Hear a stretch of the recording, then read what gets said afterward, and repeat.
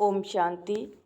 आज है 13/8/2023 की अव्यक्त बाप दादा के अव्यक्त महावाक्य। आज का टाइटल है प्योरिटी की रूहानी पर्सनालिटी की स्मृति स्वरूप द्वारा मायाजीत बनो।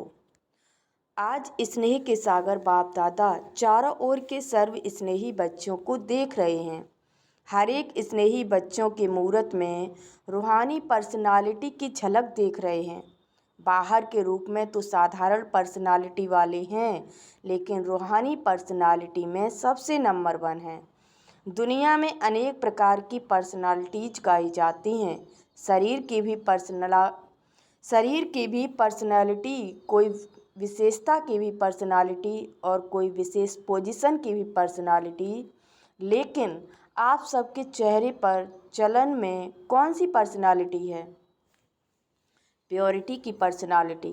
प्योरिटी की पर्सनालिटी है। जितना जितना जो प्योर हैं उतनी उनकी पर्सनालिटी न सिर्फ दिखाई देती है लेकिन अनुभव होती है। सभी अपने रूहानी पर्सनालिटी को अनुभव करते हो। आप जैसी पर्सनालिटी सतयुग से अब तक कोई की है? सारे कल्प में चक्कर लगाओ तो आप जैसी पर्सनालिटी है नहीं, है ना? तो आपको अपने रूहानी पर्सनालिटी का नशा है। अनादिकाल में तो परम धाम में भी आप विशेष आत्माओं की पर्सनालिटी सबसे ऊंची है। चाहे आत्माएं सब चमकती हुई ज्योति हैं, लेकिन आप रूहानी पर्सनालिटी वाली आत्माओं की चमक अन्य सब आत्माओं से न्यारी और प्यारी है। अपने अनादिकाल की पर्सनालिटी को स्मृति में लाओ। आइए स्मृति में देख रहे हो बाप दादा के साथ साथ कैसे रूहानी पर्सनालिटी में दिखाई दे रहे हैं। अपने आप को देख सकते हो तो चले जाओ अनादिकाल में। कितने टाइम में जा सकते हो? जाने में कितना टाइम लगेगा? सेकंड से कम ना, कि एक दिन 1 घंटा चाहिए? सेकंड से भी कम, जहाँ चाहो वहाँ पहुँच सकते हो। तो अनादिकाल की अपनी पर्सनालिटी देख ली। अभी अनादिकाल से आदिकाल में आ जाओ। आ गए या अभी चल रहे हो? पहुँच गए? तो अनादिकाल से आदिकाल में अपनी रूहानी पर्सनालिटी देखो। कितनी श्रेष्ठ पर्सनालिटी है। तन की भी तो, मन की भी तो, धन की भी और संबंध की भी, सब प्रकार की पर्सनालिटी कितनी श्रेष्ठ है। तो आदिकाल की पर्सनालिटी देख रहे हो। कितने सुंदर लगते हो, कितने सजे हुए हो, कितने सुख शांति प्रेम आनंद स्वरूप हो। तो आदिकाल में भी अपनी पर्सनालिटी को देखो। स्पष्ट दिखाई देती है। वह 5000 वर्ष हो गए तो थोड़ा स्पष्ट नहीं है? सभी को स्पष्ट है। होशियार हो सभी। तो आदिकाल भी अपना देख लिया। अभी आओ मध्यकाल में। तो मध्यकाल में भी आपकी पर्सनालिटी क्या रही? आपके जड़ चित्र कितने विधि पूर्वक पूजे और गाए जाते हैं। चाहे कितने भी धर्मात्मा महात्मा नेताएं पर्सनालिटी वाले गाए जाते हैं, लेकिन आपके जड़ चित्रों की पर्सनालिटी के आगे उनकी पर्सनालिटी कुछ भी नहीं है। जैसे आप सबकी पूजा होती है, वैसे कोई महात्मा या नेता की, धर्म आत्मा की विधि पूर्वक पूजा होती है? कभी देखी है? आपके जड़ चित्रों जैसे श्रृंगार किसका होता है? तो मध्यकाल में भी आप आत्माओं के प्योरिटी की पर्सनालिटी की विशेषता कितनी श्रेष्ठ है। अपना चित्र देखा? आपकी पूजा होती है कि नहीं? सिर्फ बड़े बड़ों की होती है, हमारी नहीं। डबल विदेशियों के मंदिर हैं, देखा है? उसमें आपका चित्र है कि सुना है तो कहते हो कि हाँ होंगे। स्मृति में है? तो मध्यकाल भी आपका अति श्रेष्ठ है। और अब लास्ट जन्म में जो मरजीवा ब्राह्मण जन्म है, उसकी पर्सनालिटी देखो कितनी बड़ी है। गायन कितना है। कोई भी श्रेष्ठ कार्य अब तक भी आपके नामधारी ब्राह्मण ही करते हैं। चाहे ब्राह्मण अभी ब्राह्मण रहे नहीं हैं, लेकिन नाम के तो ब्राह्मण है ना। आपके नाम से, आपकी पर्सनालिटी के कारण वो भी श्रेष्ठ गाए जाते हैं। तो ब्राह्मण जन्म की पर्सनालिटी कितनी श्रेष्ठ है। आदिकाल अनादिकाल मध्यकाल और अब अंतकाल, सारे कल्प में आपकी पर्सनालिटी सदा ही महान रही है। लौकिक पर्सनालिटी वालों का अगर नाम भी आता है तो कोई विशेष बुक में उन्हों का नाम आता है, फलाने फलाने हैं। लेकिन आपका नाम किस में आता है? साधारण बुक में नहीं आता है, शास्त्रों में आता है। जो भी आदिकाल से शास्त्र बने उसमें किसके चरित्र हैं, किसका गायन है, किसकी कहानियाँ हैं? तो लौकिक पर्सनालिटी वालों का गायन विशेष बुक में होता है और आपका गायन शास्त्रों में होता है। और शास्त्रों को कितना रिगार्ड देते हैं, बड़े विधि पूर्वक शास्त्र को संभालते हैं, उसको भी बड़े पूज्य के रूप में देखते हैं। जो सच्चे भक्त हैं वो शास्त्र को विधि पूर्वक रखते भी हैं और पढ़ते भी हैं, ऐसे रिवाजी किताबों की माफिक नहीं रखते। तो अपनी पवित्रता की पर्सनालिटी को सदा ही इमर्च रूप में स्मृति में रखो। जानते हैं या हैं तो हम ही, ऐसे मर्ज नहीं, स्मृति स्वरूप में रखो। जिसके बुद्धि में ये इमर्ज रूप में स्मृति रहती है तो स्मृति ही समर्थि का आधार है। और जहाँ समर्थी है वहाँ माया आ सकती है। समर्थ आत्मा के पास माया का आना असंभव है। मेहनत करने की आवश्यकता ही नहीं है। माया का काम है आना, लेकिन आपका काम अभी समय प्रमाण भगाना नहीं है। माया आई और भगाया नहीं, आपका काम है सदा माया जीत रहना। तो माया जीत हो व माया को बार बार भगाने वाले हो, अभी भगाना पड़ता है। थोड़ा थोड़ा वो दर्शन देने के लिए आ जाती है, नहीं ना? डबल फॉरेनर्स ने माया को सदा के लिए भगा दिया या भगाते ही रहते हैं? क्या हाल है? माया सदा के लिए भाग गई, अभी नहीं आएगी ना, कि थोड़ा थोड़ा आए, कोई हर्जा नहीं। फिर भी आधा कल्प की दोस्ती है, फ्रेंड है ना, उसको ऐसे ही छोड़ देंगे? आवे ही नहीं। सुनाया ना कि समय समाप्त होने के पहले बहुत काल का मायाजीत बनने का अभ्यास चाहिए। अंत में नहीं हो सकेगा। अगर अंत में मायाजीत बनने का पुरुषार्थ भी करेंगे तो क्या हाल होगा? बाप दादा तोते की कहानी सुनाते हैं ना, कि तोते को कहा नलके पर नहीं बैठना, पर नलके पर बैठकर ही बोल रहा था। ऐसे ही अंतकाल में अगर बहुत काल का अभ्यास नहीं होगा तो मन में सोचते रहेंगे कि मैं आत्मा हूँ, मैं आत्मा हूँ, लेकिन माया का प्रभाव भी होता रहेगा और कोशिश भी करेंगे मैं आत्मा हूँ, मैं आत्मा हूँ, लेकिन होगा ही नहीं। इसीलिए क्या करना है? अभी से मायाजीत बनने का अभ्यास करो और उसका सहज साधन है अपने रूहानी पर्सनालिटी को स्मृति स्वरूप में रखो। पर्सनालिटी वाले की निशानी क्या होती है? जो ऊंची पर्सनालिटी वाले होते हैं उसकी कहाँ भी किसी में भी आँख नहीं जाएगी। ये ऐसा है, ये ऐसा है, ये ऐसा करता, ये ऐसे करती, मैं क्यों नहीं करूं, मैं क्यों नहीं कर सकती हूँ, कर सकता हूँ। दूसरे के प्राप्ति में आँख नहीं जाएगी।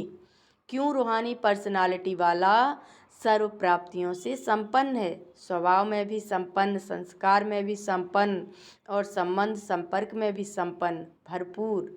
वो कभी अपने प्राप्तियों के भंडार में कोई अप्राप्ति अनुभव ही नहीं करेगा। क्यों? रूहानी पर्सनालिटी के कारण वो सदा ही मन से भरपूर होने के कारण संतुष्ट रहता है। आँख दूसरे की प्राप्ति में तब जाती है जब अपने में अप्राप्ति अनुभव करते हो। तो कोई अप्राप्ति है क्या? गीत क्या गाते हो? अप्राप्त नहीं कोई वस्तु ब्राह्मणों के खजाने में। ये गीत मुख से नहीं मन से गाते हो ना? जो गाते हैं वो हाथ उठाओ। अच्छा, डबल विदेशी भी गीत गाते हो? अच्छा। बाप दादा आज चारों ओर के बच्चों की प्योरिटी की पर्सनालिटी चेक कर रहे थे। प्योरिटी की परिभाषा को भी अच्छी तरह से जानते हो। प्योरिटी सिर्फ ब्रह्मचर्य व्रत नहीं, ब्रह्मचर्य व्रत में तो आजकल के सरकमस्टांस अनुसार कई अज्ञानी भी रहते हैं। ज्ञान से नहीं लेकिन हालातों को देखकर।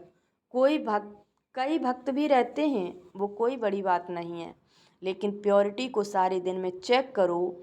पवित्रता की निशानी है स्वच्छता, सत्यता। अगर सारे दिन में, चाहे उठने में, चाहे बैठने में, चाहे बोलने में, चाहे सेवा करने में, चाहे स्थूल सेवा की व सूक्ष्म सेवा की, लेकिन अगर विधि पूर्वक नहीं की, विधि में भी अगर जरा सा अंतर रह गया तो वो भी स्वच्छता अर्थात पवित्रता नहीं। व्यर्थ संकल्प भी अपवित्रता है। क्यों? आप सोचेंगे कि हमने पाप तो किया ही नहीं, किसको दुख तो दिया ही नहीं, लेकिन अगर व्यर्थ चला, समय गया, संकल्प गया, संतुष्टता गई तो आपके पवित्रता की फाइनल स्टेज के डिग्री में फर्क पड़ जाएगा। 16 कला नहीं बन सकेंगे, 15 कला, 14 कला, 15.5 कला नंबरवार हो जाएगा। तो अपवित्रता सिर्फ किसको दुख देना या पाप कर्म करना नहीं है, लेकिन स्वयं में सत्यता, स्वच्छता विधि पूर्वक अगर अनुभव करते हो तो पवित्र हो। निकल गया, बोलना नहीं था लेकिन बोल दिया, तो इसको क्या कहेंगे? मालिक हैं। इसीलिए अमृत वेले से लेकर रात तक अपने संकल्प, बोल, कर्म, सेवा सबको चेक करो। मोटे रूप से नहीं चेक करो। अगर मोटे रूप से चेक करेंगे तो देखो, चंद्रवंशी को मोटी निशानी तीर कमान दिया है और सूर्यवंशी को कितनी छोटी सी मुरली दे दी है। मुरली कितनी हल्की है और तीर कमान कितना मेहनत का है। पहले तो निशाना लगाते रहो, दूसरा बोझ उठाते रहो और मुरली देखो, नाचो गाओ हंसो खेलो। तो इसीलिए मोटे मोटे रूप से न पुरुषार्थ का रखो न चेकिंग का रखो। अभी महीन बुद्धि बनो, क्योंकि समय समाप्त अचानक होना है, बताकर नहीं होना है। बाप दादा ने तो पहले ही कह दिया है कि कोई उलझना नहीं देना। बाबा आपने बताया क्यों नहीं? बाप कभी भी टाइम कॉन्शियस नहीं बनाएगा। अभी पूरा डायमंड बनना है ना, ये वायदा किया है ना। डायमंड जुबली बनानी है या डायमंड बनना है? क्या करना है? बनना भी है और मनाना भी है, दोनों साथ साथ करना है। तो बाप दादा अगले वर्ष में चेक करेंगे, वायदा निभाया या सिर्फ मुख मीठा किया। तो कौन हो, सिर्फ बोलने वाले हो या निभाने वाले हो? अच्छा देखो, टीवी में आप सबका फ़ोटो आ रहा है, फिर बदल नहीं जाना, मैं था ही नहीं, मैंने नहीं कहा था। बनना तो अच्छा है ना, तो जो अच्छी बात है उसको जल्दी करना चाहिए या देरी से? जल्दी करना चाहिए ना। सेकंड में एवर रेडी बन सकते हो, सेकंड में अशरीरी बन सकते हो। कि युद्ध करनी पड़ेगी कि नहीं, मैं शरीर नहीं हूँ, मैं शरीर नहीं हूँ, ऐसे तो नहीं ना। सोचा और हुआ, सोचना और स्थित होना। बाप दादा ने कुछ मिनटों तक ड्रिल कराई, अच्छा लगता है ना? तो सारे दिन में बीच बीच में ये अभ्यास करो। कितने भी बिजी हो लेकिन बीच बीच में 1 सेकंड भी अशरीरी होने का अभ्यास अवश्य करो। इसके लिए कोई नहीं कह सकता मैं बिजी हूँ, 1 सेकंड निकालना ही है, अभ्यास करना ही है। अगर किसी से बातें भी कर रहे हो, किसके साथ कार्य कर रहे हो, तो उन्हों को भी 1 सेकंड ये ड्रिल कराओ। क्योंकि समय प्रमाण या शरीरीपन का अनुभव, ये अभ्यास जिसको ज़्यादा होगा वो नंबर आगे ले लेगा। क्योंकि सुनाया कि समय समाप्त अचानक होना है। अशरीरी होने का अभ्यास होगा तो फौरन ही समय की समाप्ति का वाइब्रेशन आएगा। इसलिए अभी से अभ्यास बढ़ाओ। ऐसे नहीं अगले साल में डायमंड जुबली है तो अब नहीं करना है, पीछे करना है। जितना बहुत काल ऐड करेंगे उतना राजभाग्य की प्राप्ति में भी नंबर आगे लेंगे। अगर बीच बीच में ये अभ्यास करेंगे तो स्वतः ही शक्तिशाली स्थिति सहज अनुभव करेंगे। ये छोटी छोटी बातों में जो पुरुषार्थ करना पड़ता है वो सब सहज समाप्त हो जाएगा। अच्छा सभी खुश राजी हैं ही या पूछना पड़ेगा? माताएं खुश हो? बहुत अच्छा। देखो कहाँ कहाँ से मेले में पहुँच गए हो। अच्छा चांस मिला ना, नहीं तो डेट का इंतज़ार करते रहते हैं, हमारा नंबर कब आएगा, हमारा नंबर कब आएगा। अभी तो खुला निमंत्रण था ना, सब ठीक अच्छी तरह से चल रहे हो। बेहद अनुभव हो रहा है ना कि थोड़ी थोड़ी तकलीफ़ है। बुजुर्ग माताओं को तकलीफ़ नहीं हुई है? लाइन में लगो तभी खाना मिलेगा, लाइन में लगने में थकावट नहीं होती, मज़ा आता है। इतना बड़ा परिवार कब मिलेगा? तो परिवार को देखकर हर्षित होते हैं ना। भक्ति मार्ग के मेले से तो अच्छा मेला है ना। और 2 दिन बढ़ा दें कि बस का खर्चा होगा, घर नहीं याद आएगा, नौकरी नहीं याद आएगी, ये भी कुछ नवीनता होनी चाहिए ना। तो ये मेला भी एक नवीनता हुई। नवीनता का अनुभव कर लिया, अभी फिर पुरानी बातें थोड़े ही होंगी, नई बातें होगी ना। नई बात पसंद आती है या पुरानी? नई बात अच्छी लगती है ना। अच्छा, चारों ओर के सर्व रूहानी प्योरिटी की पर्सनालिटी वाले विशेष आत्माओं को, सदा आदि से अंत तक पर्सनालिटी की झलक दिखाने वाली श्रेष्ठ आत्माएं, सदा पवित्रता, स्वच्छता, सत्यता के शक्ति से स्व को और विश्व को परिवर्तन करने वाले विश्व परिवर्तक आत्माएं, सदा निमित्त भाव से सेवाधारी बन प्रत्यक्ष फल अनुभव करने वाले अनुभवी आत्माओं को बाप दादा का याद प्यार और नमस्ते। हम रूहानी बच्चों की रूहानी बाप दादा को नमस्ते नमस्ते नमस्ते। गुड मॉर्निंग मीठे बाबा, प्यारे बाबा, शुक्रिया बाबा, शुक्रिया। दादियों से मिले बाबा, अच्छा रहा मेला, कोई तकलीफ तो नहीं हुई ना? सबके शुभ संकल्प और उमंग उत्साह के संकल्प से सफलता है ही है। यह संगठन का संकल्प ऐसे होता है जो असफलता को मिटा देता है। जैसे किला होता है ना, तो किला कमज़ोर तब होता है जब एक भी ईंट हिलती है, और सब ईंट मजबूत हैं तो किला कभी हिल नहीं सकता। विजय है तो ये भी संगठन से उमंग उत्साह और श्रेष्ठ संकल्प से सहयोग से सफलता हुई पड़ी है। अच्छा लगा और समय प्रति समय और अनुभव करते जाते हैं। पहले क्वेश्चन उठता था होगा, लेकिन जो सोचो उसमें सफलता है ही। तो सफलता मूर्त का वरदान संगठन की शक्ति को मिलता है। बाप दादा सदा गुड मॉर्निंग गुड नाइट करते हैं। अच्छा डबल विदेश उड़ रहा है ना? अच्छा है। ओम शांति। वरदान है, स्वराज्य अधिकारी बन कर्मेंद्रियों को ऑर्डर प्रमाण चलाने वाले अकाल तख्त सो दिल तख्त नसीन भव। डिटेल है, मैं अकाल तख्त नसीन आत्मा हूँ, अर्थात स्वराज्य अधिकारी राजा हूँ। जैसे राजा जब तख्त पर बैठता है तो सब कर्मचारी ऑर्डर प्रमाण चलते हैं, ऐसे तख्त नसीन बनने से यह कर्मेंद्रियाँ स्वतः ऑर्डर पर चलती हैं। जो अकाल तख्त नसीन रहते हैं उनके लिए बाप का दिल तख्त है ही, क्योंकि आत्मा समझने से बाप ही याद आता है। फिर न देह है, न देह के संबंध है, न पदार्थ है, एक बाप ही संसार है। इसलिए अकाल तख्त नसीन बाप के दिल तख्त नसीन स्वतः बनते हैं।